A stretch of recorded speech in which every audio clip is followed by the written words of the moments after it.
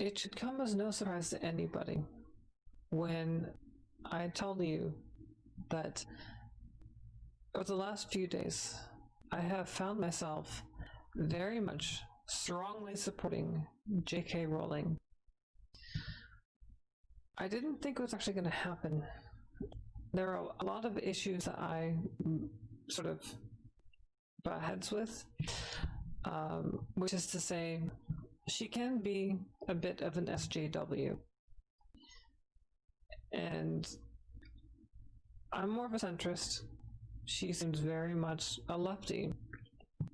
But right now, we see eye to eye. Right now, our goals are aligned. So she got in hot water, and she knew she was going to do it by stating very clearly how she feels about women's rights. She is not transphobic. She is very supportive of trans folk. She knows plenty and has plenty of friends who are transgender. But trans rights should not supersede women's rights. A trans woman's rights cannot overrule a biological woman's rights.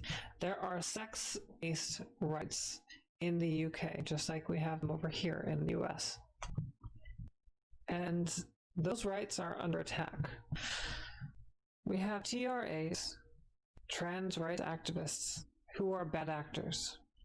And they are very influential. They have a very strong pull with the media. And they are actually affecting policy. So I'm sure many of you know that the Labour Party has capitulated to the TRAs. And they worry in Scotland that they're just going to get rid of the gender certificates, the gender recognition, GRCs, I think that's what they're called, gender recognition certificates. But it basically means when you get your sex change, you got your credentials, right? You can prove that you really are trans and you've actually gone through the system. You really need to live as a woman or a man. Too many people are trying to self-ID. Too many people are saying, you don't need any of that. We don't have time to wait for any of that. You need to take our words for it. And that's putting real women's lives at risk. Lives, reputations, opportunities are at risk. Basic statistics are being skewed because people are self-identifying as a gender. So instead of going off of sex, they're going entirely off of gender. And there's a strong movement that says that your sexual orientation is based off of your attraction to a gender instead of a sex.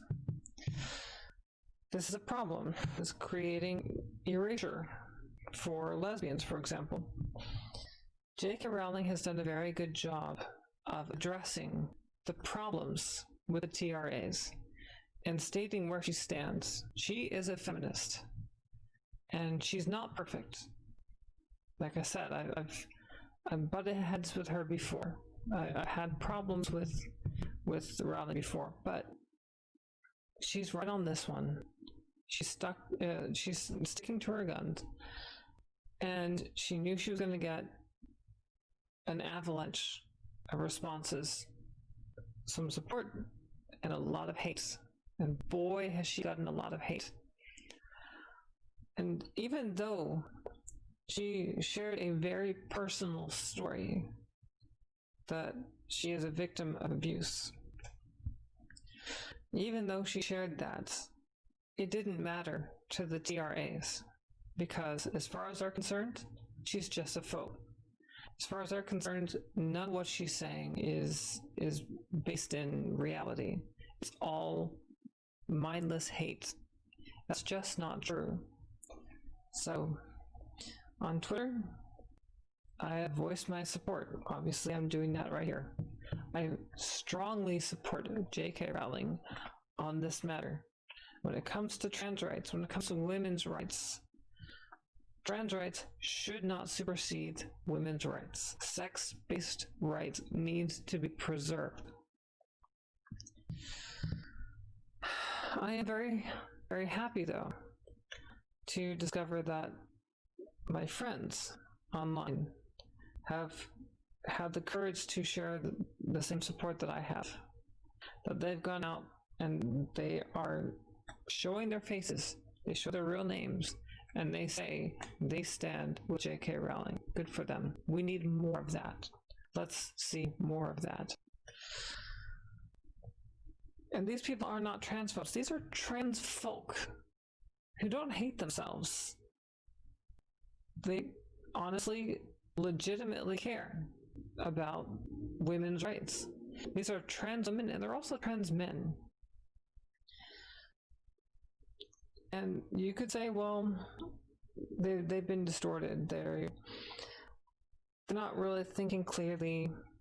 It's the gender critical got into their heads. They're going to end up detransitioning and then hating themselves over it.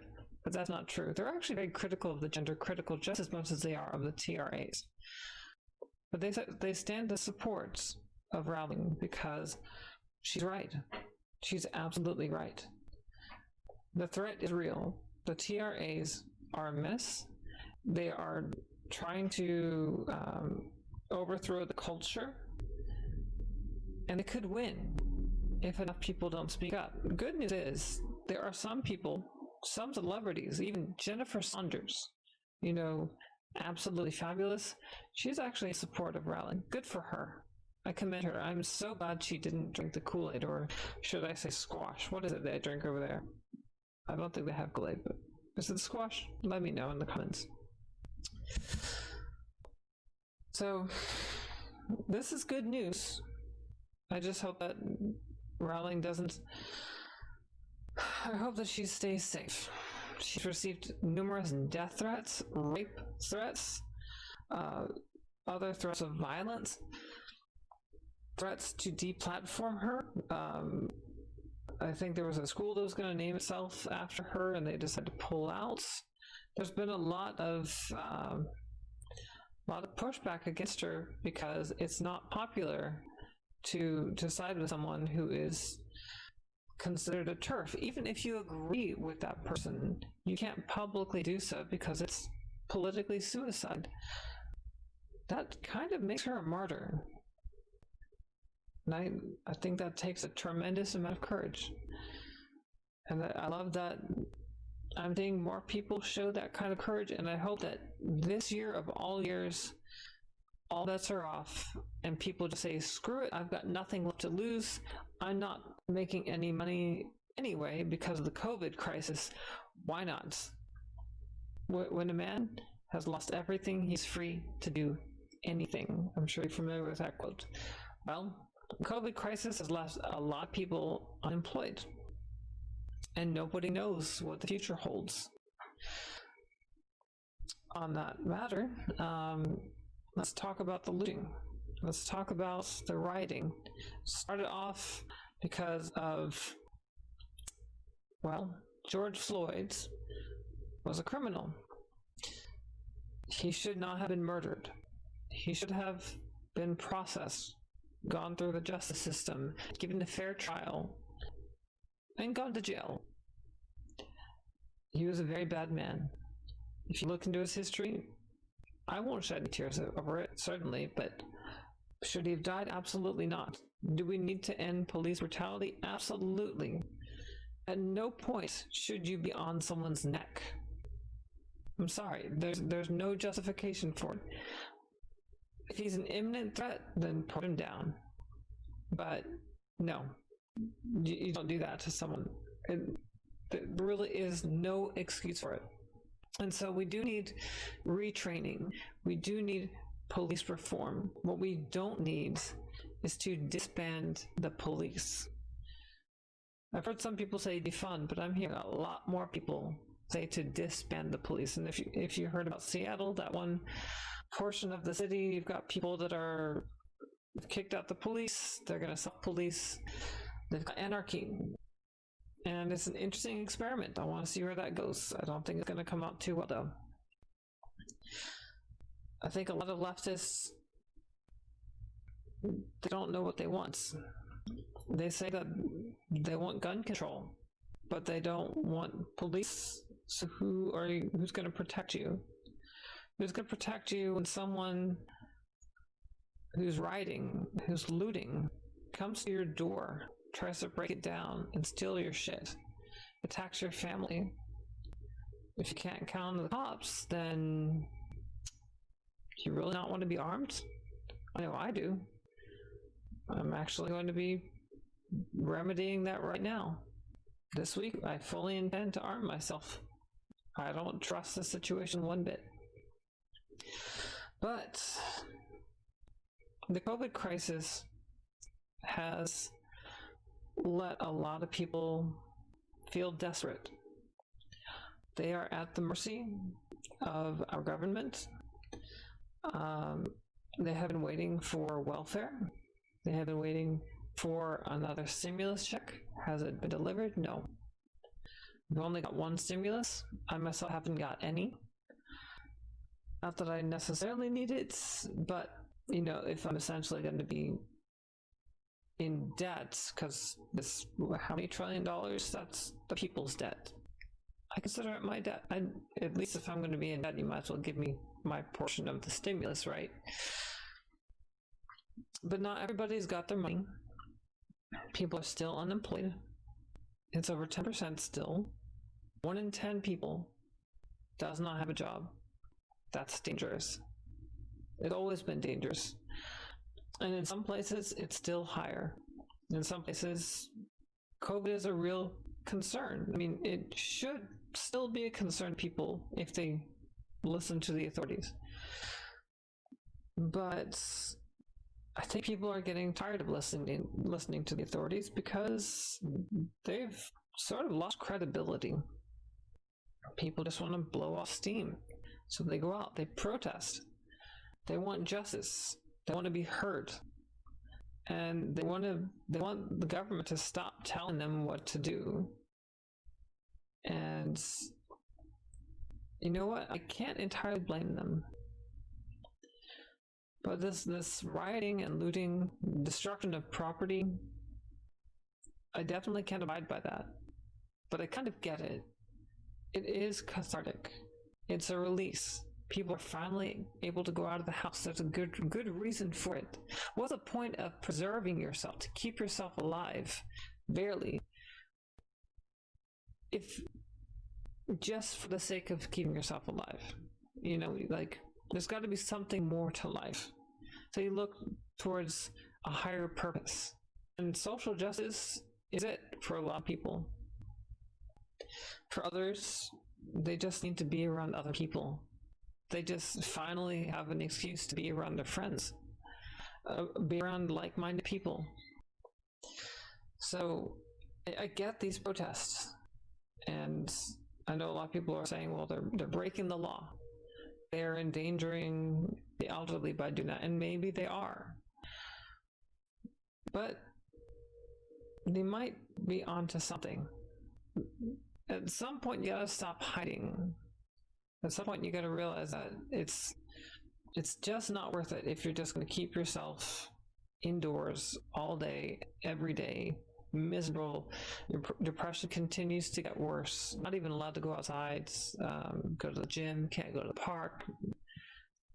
I mean, people just got really fed up, so I get it completely. I'm still not excusing any of the misbehavior that we've seen. Some of the violence. People have died. That's not excusable. I wouldn't even dare to. So, arm yourselves.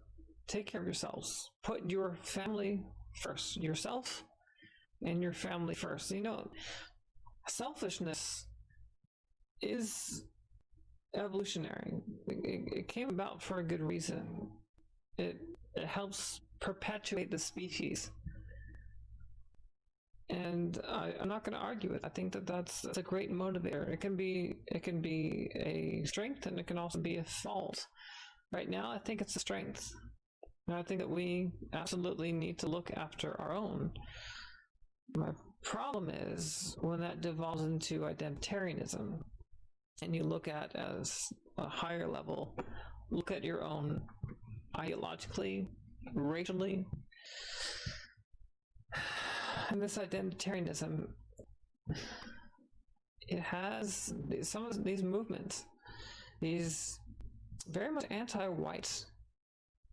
Some people call it anti-racist. It's not anti-racist. The way it's manifests, it's absolutely racist. I can't abide by that. We need to speak out against that. This critical race theory, this kissing people's feet, getting on your knees, no. You want social justice? Fine. Let's do it as equals. But I'm not subservient to anybody. I will not genuflect for anybody. You want me to help you? Ask. I'll see what I can do. Plenty of people I know donate. They donate to charities. They perform charitable works. Good for them. But they're doing it on their terms. To be compelled to do so because of your race is disgusting. So I just had to get that part out there. What else to say? Besides this bullshit and anti-white movements, I don't know what else is there to say. COVID's still out there. People are still getting sick. I think we'll get over it. I think maybe wearing masks isn't such a bad idea. I think we still need to open up the country. I think we still need to get back to work. I know a lot of states are. We need to get back on with our lives. And I hope we do. I don't think that Donald Trump is going to do that for us. I don't think that he's going to... I don't think he's doing much good for us. I really hope that come November, if we want a real revolution, then let's have it at the polls. And that means we stop voting red or blue and we vote for an actual decent candidate. That's where the real revolution begins, because anytime you have a mob, that's not, you're not going to get what you think you're going to get. You don't know who the real agitators are. You don't know who the real organizers, influencers are. You're just another sheep being led. And I'm serious. Most people don't know.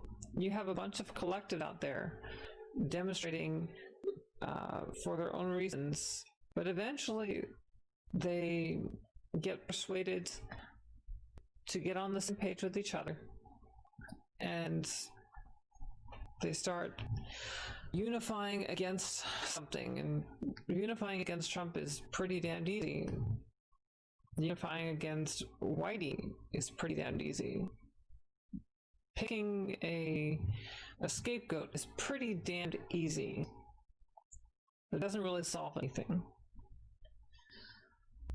So, I don't know if I have much else to say. I need to do more videos, obviously. I haven't done one in forever. I have to turn off my AC every time I do a video. I obviously have really bad lighting. Probably the sound isn't all that great either. I tried to pre-record this on my other computer, but it got super laggy. I will try to do more of these though. My biggest concern though is that I might say something I've already said on Twitter and then I'm just being redundant. So maybe just follow me on Twitter. Excuse me. Yeah, follow me on Twitter. I'm going to leave a link in the description. But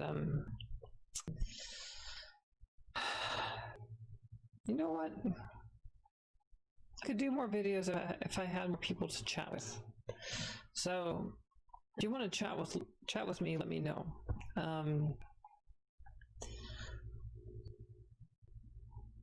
Particularly, I would like to chat with people who have very different opinions from me. People who I'm maybe even diametrically opposed to. I just saw a video, Mars from Trans Broad Podcast.